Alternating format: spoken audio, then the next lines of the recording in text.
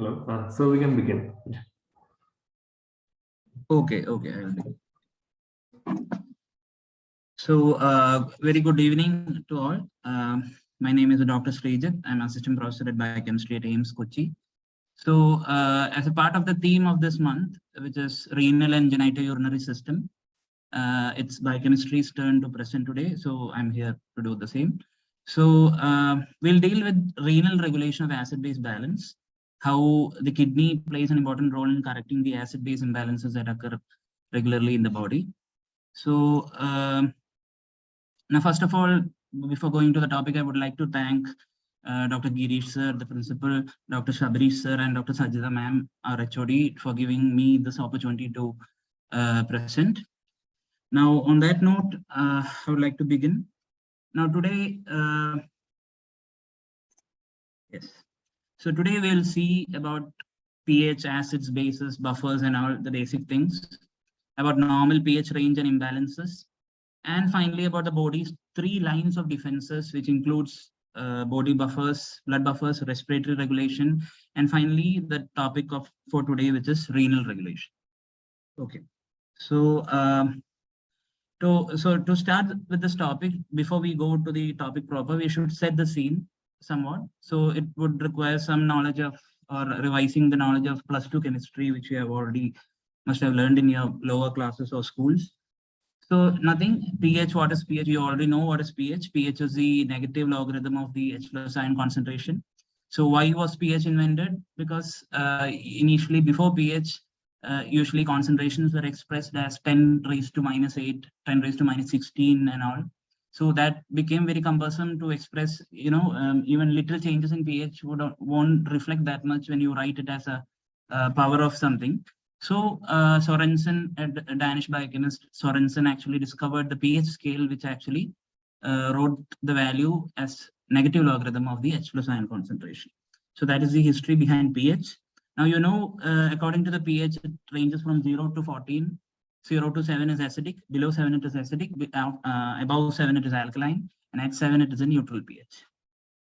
So this is a basic thing, and buffers. Now, buffers is where we require some more time. Now, buffer is the, to understand buffer, maybe you can think like, as shown in this GIF, it is like hitting on the buffer is like a punching bag. Even if you hit with an acid or an alkali, it actually retains the pH, right? So solutions which can resist the change in pH are known as buffers. Even when you add acid or alkali, the change in pH won't be much. It would actually maintain that pH in a particular range. So that is a function of pH. A function of buffers, sorry. Now, coming to composition of buffers, usually buffers are actually usually a combination of a weak acid or a conjugate and its conjugate base, or it can be a weak base and its conjugate acid. See, whenever you take a conjugate of something, conjugate of a weak acid, it would be a strong base, or if you take a conjugate of a weak base, it would be a strong acid. So the usual combination we see in in prepared buffers is the combination of a weak acid and a strong base, which is commonly found. And we also have weak base and strong acid combinations, which are comparatively rare. Now, for this, an example, very famous example we see in labs and other things are actually acetate buffer, which is a combination of a weak acid known as acetic acid and its conjugate base, which is acetate. Usually exists as sodium salts of acetate, so sodium acetate. So acetic acid, sodium acetate combination is known as acetate buffer. So that is buffer. Now, other examples for buffers are acetate buffer, as you saw just now, and you have bicarbonate buffer, which is a combination of carbonic acid and sodium bicarbonate. Again, a weak acid and a strong base combination or conjugate base combination. Then we have phosphate buffer, which is disodium hydrogen phosphate and monosodium hydrogen phosphate combination. Again, a weak acid, strong base combination. So these are the basic, very common buffers we find around.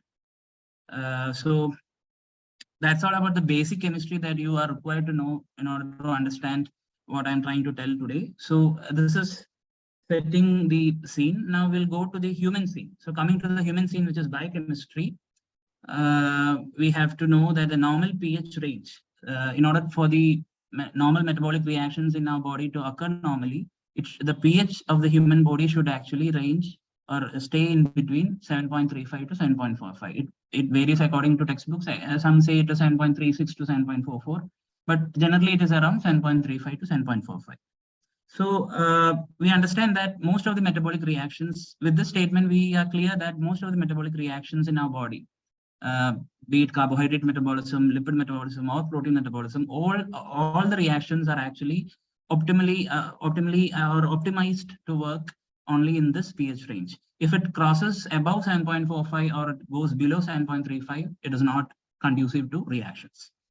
So 7.35 to 7.45, if we have fixed that range, that means if it goes below, it is known as acidemia. And if it goes above in blood, the pH blood is increasing above 7.45, it is alkalemia. Now the constellation of symptoms in acidemia can together be called as, or the condition can be called as acidosis. Likewise, alkalemia can be named as alkalosis. Now, we both know that these two are very dangerous conditions because we already talked about the importance of maintaining that pH in that particular range. So, this is how, so this is the normal state. The 7.35 to 7.45 is the range in which the normal body homeostasis tries to achieve. Now, to prevent these, so what happens? So in our body, as a part of many diseases or as a part of many regular reactions that occur in our body, there are tendencies to the tendency that can lead to piling up of acids or bases in our body. So naturally, there are tendencies to go out of that range, that particular range of 7.35 to 7.45. So in order to fight against these imbalances, body has actually 3 lines of defenses which are well defined. Now, body employs these 3 lines of defenses, especially during acidemia or acidosis, also during alkalosis. But body has these 3 lines of defenses. Let's see what are the 3 lines of defenses. The first line of defense would be the blood buffers. And the second line of defense would be, which is more or permanent or more efficient in correcting the acid-base balance, would be the respiratory regulation. And the final thing would be the renal regulation, which is more permanent and which is our topic of discussion for today. So blood buffers would be an emergency response. It's like an emergency SWAT team attacking or trying to save the body from an immediate attack of acids. So once that is controlled, body will shift itself to a respiratory regulation, which actually kicks in after some minutes of blood buffers action. Now, even after some minutes, respiratory regulation is still not the permanent solution we are looking for or the body is hoping for. It actually goes for renal regulation, which actually kicks in after some days and it stays permanent. And it is a final attempt of the body to bring back the pH to the normal range. So these are the 3 defenses the body employs to achieve the normal range of 7.35 to 7.45. So let's see in just shortly about blood buffers. Blood buffers, as I told already, it is an emergency response. The 3 major buffer systems in our body are actually bicarbonate buffer, phosphate buffer, and protein buffer. Okay, so by blood buffers, I mean these are found in blood. It can either be intracellular or extracellular. So the major extracellular buffer is actually bicarbonate buffer. Okay, this is the most abundant buffer present in our body, and it is due to, and it has very high buffering capacity due to the very high load of alkali present in our body.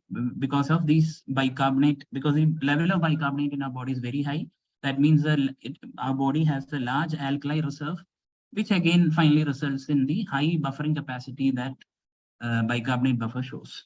So it is, as I said, it's the most important buffer system, and it is the most abundant in extracellular fluid, and it is responsible for 65% of the buffering capacity in plasma and 45% when you take the whole body. Then the normal range is somewhere between 21 to 27 milliequivalents per liter. Yes, so all these are facts about bicarbonate buffer. And then we saw the second blood buffer, which is the phosphate buffer. This, in contrast to bicarbonate buffer, is actually present inside the cell. So it is the most important intracellular buffer. So phosphate buffers are the intracellular buffers. The phosphate buffer most commonly found is disodium hydrogen phosphate and the combination of disodium and monosodium hydrogen phosphate. So it is an intracellular buffer, and it is also effective in a wide pH range, things like that. So these are actually found inside the cell. Okay. Now the final blood buffer, which is very common, is proteins. So actually, the protein, most of the plasma proteins in our body, like albumin, hemoglobin, or hemoglobin, and other proteins like what you call globulin, every major protein in our body has a buffering action also. So can somebody suggest why this buffering action is due to, or what exactly gives these proteins a power to buffer also? You can unmute and answer if you have an answer. Okay, so okay, so the main protein buffers we are discussing are which come into picture when we are discussing about protein buffers are albumin and hemoglobin. And the question that I asked just now, that what provides the buffers or the protein buffers, the actual buffering action, is that these proteins which act as buffers actually have histidine in their protein structure, histidine amino acid in their protein structure. And the peculiarity of this histidine residue is that histidine has a imidazole ring. You might recollect from your protein chemistry classes that histidine has a ring structure in its structure known as imidazole ring. This imidazole ring has a pKa around 6, which is very close to body pH. So that actually helps these proteins to act as very good buffers. So the presence of imidazole ring in histidine is the major reason for proteins acting as buffers. So the major proteins we have discussed are albumin, hemoglobin, and all. Most of the proteins act as buffers. So thereby we finish the discussion of blood buffers, which act as an emergency response. Now we go to respiratory regulation. Just a quick revision of this respiratory regulation. Now, respiratory regulation has two mechanisms. One is hemoglobins, employing the help of hemoglobins, and regulation of respiratory rate. Okay. So now let's see how hemoglobins help in. We already saw that hemoglobin has a protein buffering action, but this time hemoglobin is actually helping with the respiratory system to get rid of the acids or alkalis. So with the help of hemoglobins, what does hemoglobin do? It works effectively with the bicarbonate buffer system, which we discussed earlier. It eliminates carbon dioxide by reversal of chloride shift. You might recollect the Haldane phenomenon, the hamburger phenomenon, and all from your school classes. So what actually happens is hemoglobin. This is the reaction that occurs at the tissue level. At the tissue level, as you can see, the carbon dioxide produced. The carbon dioxide produced here in the cell as part of cell metabolism is actually diffusing into the RBC, combining, producing the carbon dioxide would combine with water to form carbonic acid in presence of carbonic anhydrase. This acid will actually dissociate itself, and the H plus will actually be carried by or attached to the hemoglobin. This hemoglobin then goes to or the RBC, which is there in the hemoglobin in the RBC then goes to the lungs here, and at the pulmonary capillary we have the same reactions, or at the lung level we have the same reactions but reversed. So all the reactions that occurs at this level is actually reversed here, and it goes back and actually releases carbon dioxide. So this is a role actually played by hemoglobin, which gets rid of carbon dioxide from our body. So when you tell you are getting rid of carbon dioxide, that means you're actually getting or decreasing the level of carbonic acid. So, or indirectly you can tell you can reducing the level of acids in our body, or you're actually trying to raise the pH. Okay. So there are many ways you can tell the same thing. Like if you are throwing out carbon dioxide from the body, that means you are bringing down the carbonic acid level, or you are bringing down the acidity, or in other words, you are bringing up the pH back to normal. So this is the role played by hemoglobin, and this is just a summary of the reactions occurring in the tissues. You can see the same reactions we saw on the diagram. So finally, it is at the tissues we have this hydrogenated hemoglobin, and this hydrogenated hemoglobin will split itself and finally release the carbon dioxide outside, thus getting rid of this carbonic acid in our lungs. So that is one way of respiratory regulation. Then the second mechanism employed by the lungs is the regulation of the respiratory rate. So we all know that there are two types of chemoreceptors in our body, one located at the brain or the spinal cord, and other around the body. in peripheral tissue. So the central chemoreceptors are actually located at the medulla of the brain, and the peripheral chemoreceptors are concentrated around the carotid and aortic bodies. So these are the two types of chemoreceptors. So these chemoreceptors, by chemoreception we mean chemoreception means any change in the chemistry can be detected by those receptors. So by chemistry we actually mean the change in pH. So whenever there is a change in pH, these chemoreceptors are actually designed to detect that change in pH and bring about some changes.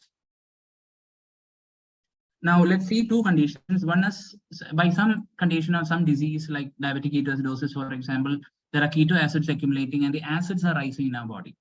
So that is one condition, acids rise. That means in other words, H plus is rising. That means pH is falling, right? So when the pH falls, the chemoreceptor sense this, and what happens? pH falls means the acids are building up, right? The acids are rising. So that means the chemoreceptors will actually tell the brain or peripheral chemoreceptor or the brain or the medulla to actually increase the rate of respiration, or hyperventilation occurs, so that it results in flushing out of carbon dioxide from our body, thereby bringing down the acid level. So this is one thing that happens when acids rise. So the opposite will happen when the alkali or the bases rise. This can happen, alkali will rise, that means H plus will fall, or pH will rise in other terms. This again is sensed by the chemoreceptors and will give the opposite command, which is hypoventilation, to breathe slowly or in reduced rate of respiration as the response shown by the body. This happens to retain more carbon dioxide, right? So when you retain more carbon dioxide, that means you are retaining more acid. That will actually bring down the pH from the alkaline pH.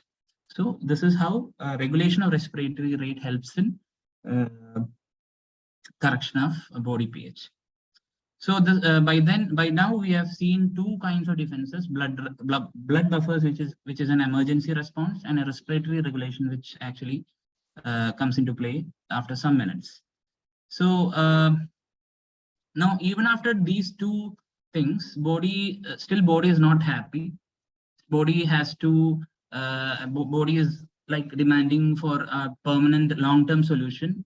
Like they're not happy with what blood buffers have achieved, or after that what lungs have done. Still the pH is not yet corrected much, or it is not a permanent solution for the body. So the body decides to do, or this is where our scene comes, which is, this is finally our scene. So the topic for today is renal biochemistry, or what happens in the acid-base balances, or how does a kidney play a role in achieving the homeostasis. So coming to our scene, where the kidney regulation is there, so we are going to speak about renal regulation. Now renal regulation of blood pH is a permanent mechanism, as we already saw. Permanent mechanism, it also kicks in within few days. When you compare it with respiratory regulation, which actually is activated within maybe few minutes or hours, this actually waits for 1 or 2 days to kick in, because that is how it operates, but it is a more permanent solution when compared to the other two. So these are the points in favor. These are the points about renal regulation. Now we have. So body is all about thinking of a Paka solution. So for Paka solution, we need Paka planning, right? So we need a military strategy to get rid of acids, right? So if you think about it in that way, the attack strategy employed by the kidney for renal regulation of pH can be actually compartmentalized into 3 compartments. One would be the plasma. One would be the plasma here. And the second one would be the tubular cell, and the third one would be the tubular lumen. So the body has a strategy to bring down the acid level, for example, to bring down the acid level. So the body would actually go about doing some reactions in kidney cells in these 3 areas. Okay, so what I'm trying to tell, or what I'm going to discuss in the following slides, are 4 strategies employed by the kidneys to get rid of the acids, or to save the alkali, or save the buffers, right? So the attack strategy are actually 4 in number, and in order of importance, first we can discuss the recovery of filtered bicarbonate, right? For recovery of filtered bicarbonate. Second one is excretion of titratable acids. Third one is excretion of ammonium ions, and the fourth one is excretion of free H plus ions, free protons. So in order of importance, first thing that we are going to discuss is recovery of filtered bicarbonate. Now let's see what happens in the recovery of filtered bicarbonate. From the title itself, there is bicarbonate, sodium bicarbonate or potassium bicarbonate being filtered by the kidney, and it is thrown into the tubular lumen. So the fate of whatever is being filtered is usually being thrown out in the urine, right? Because it is excreted or it is filtered by the kidney and it is present in the tubular lumen now. So to start with, we have the filtered sodium bicarbonate in the tubular lumen. Now, when it is filtered, what happens is then itself it actually ionizes into sodium and bicarbonate.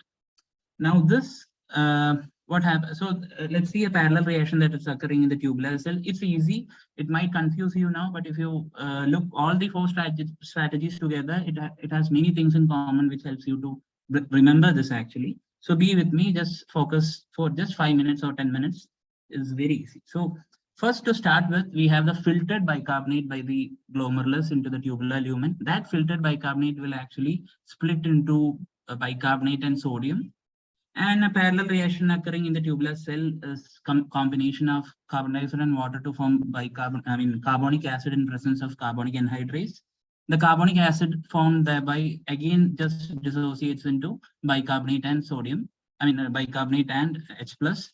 So this H plus will actually cross this tubular cell into the tubular lumen through the tubular epithelium.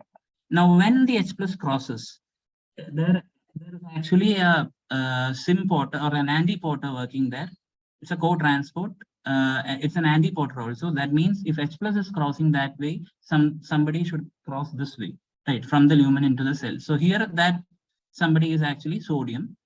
So this sodium crosses this way, right? So this H plus which has crossed this way will combine with the ionized bicarbonate from the filtered bicarbonate, and these two will combine to form again carbonic acid. This carbonic acid again in the presence of sodium, carbonic anhydrase will split into carbon dioxide and water. Again, these two will diffuse into this tubular cell, and this reaction will go in a cycle. So what happens? There are two things to be noted in this strategy. Okay, this strategy is the first strategy. It is the most common strategy. But one thing to be noted in the strategy is this bicarbonate, which is generated from carbonic acid, is actually stored. It is going to the plasma and it is combining with sodium, and it is stored as sodium bicarbonate. So this alkali is recovered by the plasma, right? So there is alkali recovery of the alkali happening, right? There is sodium bicarbonate being recovered, but there is no net loss of H plus, right? If you see, if there is H plus being synthesized or split, this carbonic acid being dissociated into H plus and bicarbonate, this H plus is actually coming back to the same reaction. So there is no net loss of H plus happening. So what I'm trying to say is, okay, so what I'm trying to say is the H plus, there is no net loss of H plus. That means the acidity, we cannot actually get rid of the acidity by this strategy, but we can actually recover the filtered bicarbonate. So bicarbonate actually is required for the body. I already told in the blood buffer section that the most important blood buffer in our body is actually bicarbonate buffer. So in order for the body to maintain that much amount of bicarbonate buffer in our body, we have to actually save whatever bicarbonate is filtered by the kidney. So this mechanism actually exists in our body only to recover the alkali or the bicarbonate, but this mechanism cannot get rid of H plus. So it is not so useful in getting the acidity down, but still it can be used as a recovery method for alkali. So just pointing out the things that I mentioned just now. There's no net change in H plus ions, no net gain of bicarbonate, but it cannot correct acidosis, but it can maintain the status quo. Okay, so that is what is meant by this is recovery of filtered bicarbonate.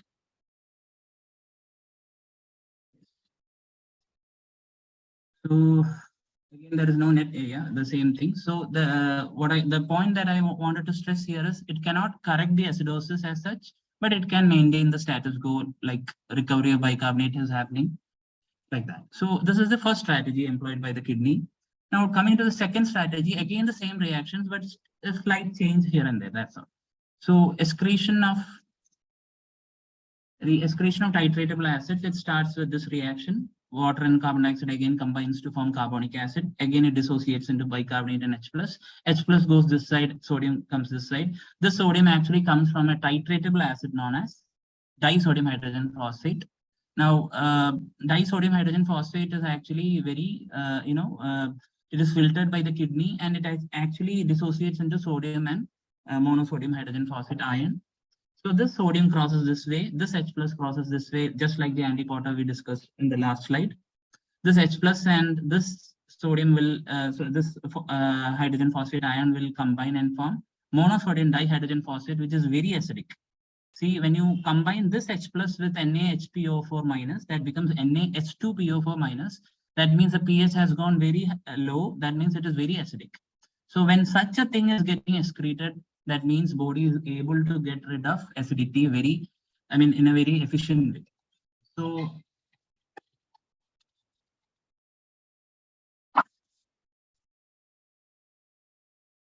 just a minute.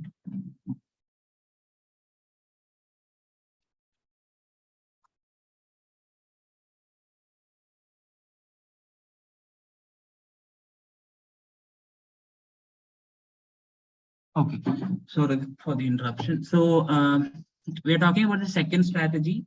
So we started with this reaction, carbon dioxide and water combining to form carbonic acid dissociating to form bicarbonate ion and H+. This H+ will combine with the phosphate ion, forming a very acidic substance known as monosodium dihydrogen phosphate with around a pH of around 5. And when the body gets a chance to excrete such a substance from our body, that is a method actually to get rid of the acids. And you can see as a side effect or a an extra advantage is that it is also saving alkali at the same time, just like in the previous strategy. So here two things we are actually achieving. We are actually recovering the alkali for the purpose of buffer in our body, and also we are able to excrete the H+. So this is the second strategy. So pointing out the main features, when extra H+ arises in our body, this is what is employed. Now, titratable acidity is a term which actually indicates the net acid excretion by the kidney. Not very important, but titratable acids are mostly phosphatic and phosphoric acids. So that is what titratable means. Now, it results in net loss of H+ in the urine. That is what is important in this strategy. Body is actually able to get rid of a lot of acids from our body through this strategy. And there is net gain of bicarbonate is also being happened, right? There is net gain of bicarbonate also, and there is recovery of alkali in the form of sodium bicarbonate as an extra advantage. So this is a second strategy. Now coming to the third strategy, which is excretion of ammonium ions. Same reactions, there is no difference except for in the tubular cell, after many protein metabolism, you have an amino acid known as glutamine. In the presence of glutaminase, it will be converted to glutamic acid, and the glutaminase enzyme would actually help the ammonia to be released from the glutamine. So this ammonia released in the tubular cell as a part of the action of glutaminase, this ammonia will be released, and this ammonia will go to the or diffuse into the tubular lumen. And the ammonia reaching the tubular lumen is actually being combined with this H+, which goes outside. At the same time, as usually, sodium comes inside as a part of the antiport. And this H+ and NH3 combines to form an ammonium ion. So ammonium is excreted, and ammonia is the thing that is released in the tubular cell, but it is released in the urine as ammonium. So ammonium, as you see, is extra. When H+ is attached, that again actually brings down the pH, and it is very acidic. So this is yet another mechanism to actually get rid of acidity or acids in our body. So this is another mechanism. Now, as usual, as in all the other or the two other strategies we saw, the alkali is again recovered in the form of sodium bicarbonate. So this is the two things happening again. So this is yet another strategy to bring down the acids. Again, seeing the points once again, bulk of the acid load is eliminated in the form of ammonium ions. Ammonium is actually considered by many scientists as a major urine acid. So you can see net loss of H plus again, and also net gain of bicarbonate, right? So this is a third strategy. Now going on to the fourth strategy, which is very occurring in very negligible amounts in our body, but it's still there. So again, the same reactions, carbon dioxide and water combines to form this, splits to these, H plus cross that side. That means sodium crosses this side, and it combines with bicarbonate to form sodium bicarbonate. So again, this is simply losing H plus in the urine, right? There is no filtered substance or anything. It is just H plus is getting lost as such in the urine. So this happens it happens regularly, but it happens when compared to the other mechanisms or strategies employed, this happens at a very negligible rate in our body.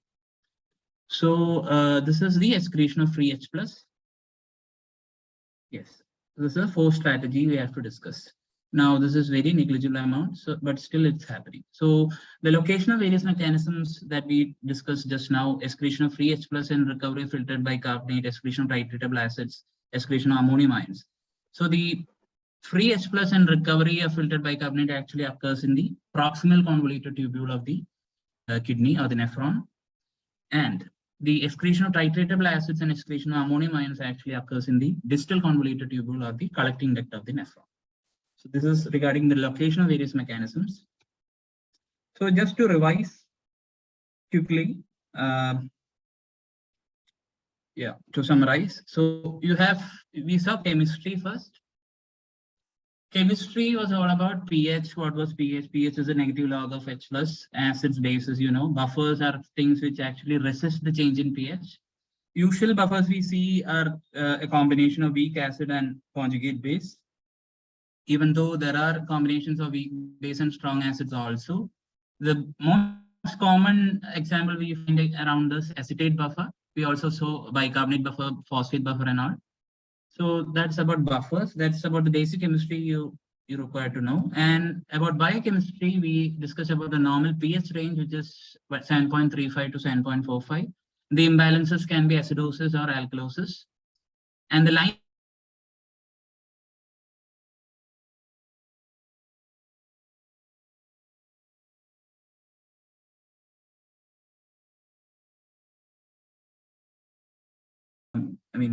blood buffers like bicarbonate buffer, phosphate buffer, and protein buffers. Now, coming to the second line of defense, which is respiratory mechanism, respiratory regulation, you have this thing. What is the two mechanisms are? One is hemoglobin with the help of reversal of chloride shift, and we have regulation of the respiratory rate either by hypoventilation or hyperventilation, according to the condition. Now, coming to the topic proper, which is renal biochemistry or the acid-base balance by the renal system, we saw the four strategies employed by the kidney to fight off the acids or bases that accumulate in our body. So the four strategies, the most common one is the recovery of filtered bicarbonate. I just rushed through the animations. So this is in order of importance, these four are the strategies. Now, recovery of filtered bicarbonate, the filtered thing would be the sodium bicarbonate first. It would dissociate into these two, and a parallel reaction here, this would occur. Water and carbon dioxide giving carbonic acid, that would split into bicarbonate and H plus, and the antiporter will work. Sodium will come this side, and we have a alkali recovered in the plasma at the same time. But we are not actually getting rid of H plus. H plus actually goes in circles here, comes back to the tubular cell. So the only thing we achieve with this is actually you can maintain the status quo, and you can actually save the bicarbonate from being lost. That's all. You cannot actually get rid of the acidity. So that is the first strategy. Second strategy would be excretion of titratable acids in the form of phosphoric acid. This reaction happens. This disodium hydrogen phosphate is excreted, splits into two. This H plus is combining to form a much acidic thing, and that is excreted. And at the same time, as usual, sodium bicarbonate is saved in the plasma, recovered in the plasma. So again, there is net loss of H plus, and net gain of bicarbonate is also there. So coming to the third strategy, ammonium ions, excretion in the form of ammonium ions. We have glutaminase acting, and glutamine will give out ammonia. Ammonia in the lumen will become ammonium by combining with H plus, and that is also very acidic and a very good strategy to get rid of acids. Again, we have a recovery of sodium carbonate on the left side. sodium bicarbonate, right? Now the last, so these are the points in favor of this ammonium ions. Now the last very negligible strategy employed by the body or the kidney is this thing, simply losing H plus through the urine, and recovery of sodium bicarbonate is occurring as usual. Now there is so these are the locations we saw. Two of them are occurring in the PCT, the other two are occurring in the DCT. So these are the things we saw just now. So thank you for your patient listening. Hope this class was useful in some way to all who have listened. If you have any doubts or anything, you can actually mail me or call me. In the chat box, I'm giving my phone number and my email address.